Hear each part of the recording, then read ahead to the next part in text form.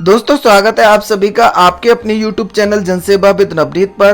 तो ग्राम प्रधानों के लिए एक बड़ी खुशखबरी देखने के लिए मिल रही है। सरकार की तरफ से सरकार के द्वारा एक नई योजना पर कार्य किया जा रहा है, जिसके बाद ग्राम पंचायतों में धन वर्षा होने वाली है। ग्राम प्रधानों को अतिरिक्त पैसा मिलेगा, गांव में विकास की गंगा बहेगी और ग्राम पंचायतें धन से मालामाल हो जाएंगी। अब ये सब कैसे होने वाला है और इस संबंध में सरकार की योजना क्या है, पूरी अपडेट हम आपको देने वाले हैं। तो दोस्तों बने रहिए हमारे साथ और देखते रहिए इस वीडियो को अंत तक।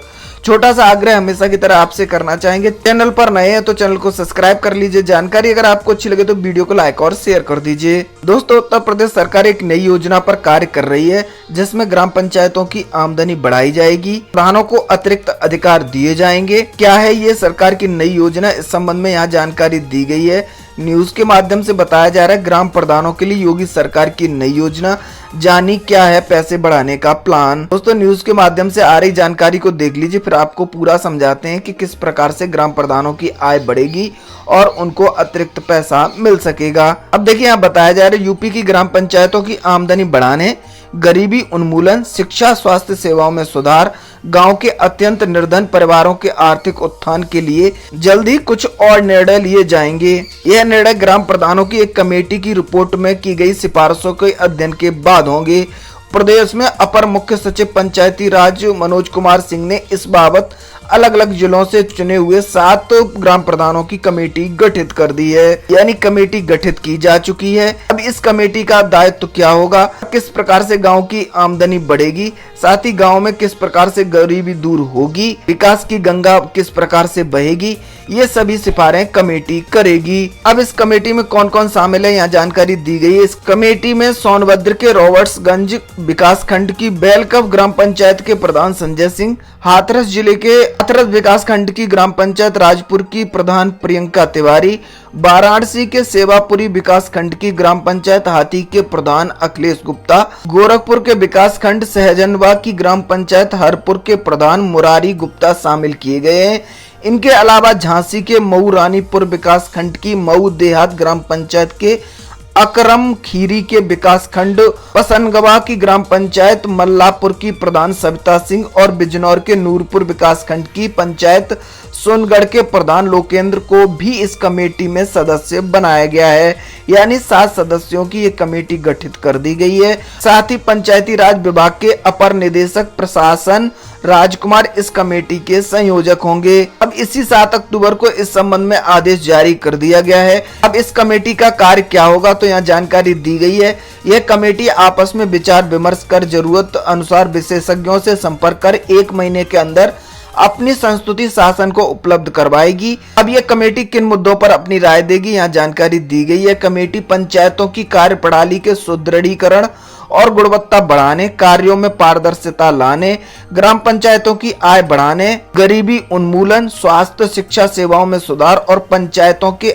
निर्धनतम परिवारों के आर्थिक उत्थान व उनको आत्मनिर्भर बनाने के बारे में अपनी सिफारिश पेश करेगी।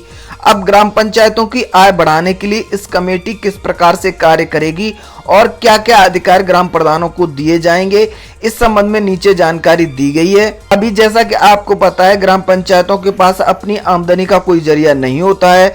गांव में लगने वाली हाट के ठेके जिला पंचायत उठाती है, जबकि गांव के झील तालाब में मत्स्य पालन व उनके शिकार के ठेके राजस्व विभाग उठाता है। गांव में मरने वाले मवेशियों के चमड़े व हड्डी आदि उठाने के ठेके भी जिला पंचायत ही उठवाती है। शासन द्वारा गठित यह कमेटी सिफारिश पर इनमें से कुछ ठेके उठाने का अधिकार ग्राम पंचायतों को दिया जा सकता है।